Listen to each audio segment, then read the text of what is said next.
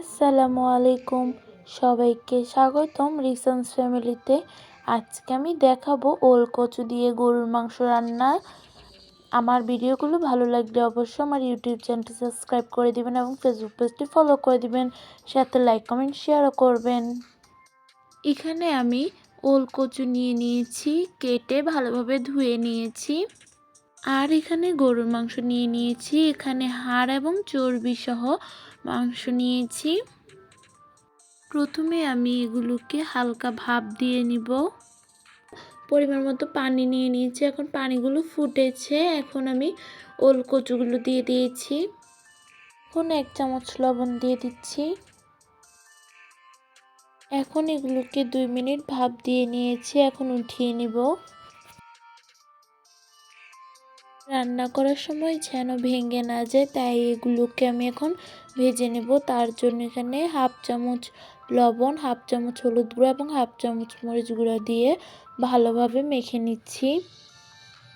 দেখুন, এখন এগুলোকে ভেজে নিব। এখানে পরিমাণ মতো তেল নিয়ে নিয়েছি, এখন এগুলো দিয়ে দিচ্ছি। এখন ঢেকে দিচ্ছি এগুলো। এখন 2 মিনিট পর দেখাচ্ছি। এখন এগুলো ভেজে নেওয়া হয়ে গিয়েছে, উঠিয়ে নিব। এখন এখানে আমি যে তেলে ওল কচুগুলো ভেজেছিলাম সেই তেলগুলো দিয়ে দিয়েছি। সাথে এখন আমি আরও তেল দিয়ে দিচ্ছি। এখন তেল গরম হয়ে গিয়েছে, 1.5 কাপ পরিমাণে পেঁয়াজ কুচি দিয়ে দিচ্ছি। 4 টেবিল চামচ রসুন বাটা এবং 4 টেবিল চামচ আদা বাটা দিয়ে দিয়েছি। এখন এগুলো ভেজে নিব। এখানে 3 টেবিল চামচ জিরার গুঁড়া, 3 টেবিল চামচ মরিচ গুঁড়া এবং 2 টেবিল চামচ হলুদ গুঁড়া নিয়ে নিয়েছি। 2 চামচ লবণ দিয়ে দিচ্ছি। এখন এখানে কিছু গোটা মশলা নিয়ে নিয়েছি, তেজপাতা, দারচিনি, এলাচ এবং কিছু লং নিয়েছি, এখন দিয়ে দিচ্ছি। এখন আমি এখানে 1/2 চামচ পরিমাণে গোলমরিচ গুঁড়া দিয়ে দিচ্ছি। এখন মশলাগুলো কষানো হয়ে গিয়েছে ভালোভাবে, এখন মাংসগুলো দিয়ে দিয়েছি। 1 টেবিল চামচ গরম মশলা দিয়ে দিচ্ছি। আমি এখানে হাড়ের মাংস বেশি ব্যবহার করেছি, আপনারা চাইলে শুধু মাংস নিতে পারেন।